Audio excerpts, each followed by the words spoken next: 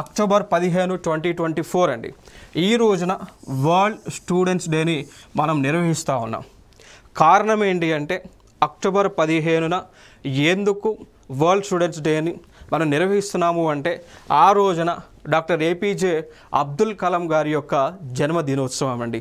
So doctor APJ Abdul Kalam గారి యొక్క జన్మదినోత్సవాన్ని పురస్కరించుకొని ప్రపంచవ్యాప్తంగా వరల్డ్ స్టూడెంట్స్ డేని మనం నిర్వహిస్తూ ఉన్నాం.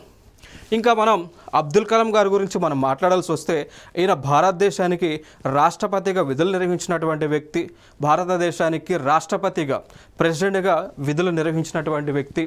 ఇంకా ఈయననే మనం మిసైల్ మ్యాన్ ఆఫ్ ఇండియాకు కూడా పిలుస్తూ ఉంటాం. డాక్టర్ ఏపీజే అబ్దుల్ కలాం గారిని missile man of India. So ఏమని పిలుస్తామండి? మిసైల్ మ్యాన్ ఆఫ్ ఇండియాగా మనం ఆయన్ని పిలుస్తూ ఉంటాం. కారణం ఏంటి అంటే భారతదేశంలో మిసైల్స్ అనేటువంటి డెవలప్ చేయడానికి ఆ ప్రాజెక్ట్కి లీడ్ చేసినటువంటి ఒక సైంటిస్ట్, ఒక గొప్ప సైంటిస్ట్గా మనం చెప్పుకోవచ్చు అండి. ఇదొక అంశంగా మనం మాట్లాడుకోవచ్చు. ఇంకొక అంశం మనం మాట్లాడుకోవాల్సి వస్తే ఇటీవల కేంద్ర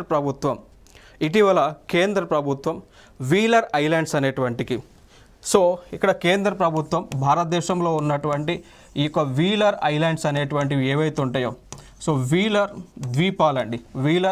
ద్వీపాలు వాటికి ఆ పేరు మార్చి డాక్టర్ ఏపీజే అబ్దుల్ కలాం ఐలాండ్గా కేంద్ర ప్రభుత్వం పేరు మార్పు చేయడం జరిగింది.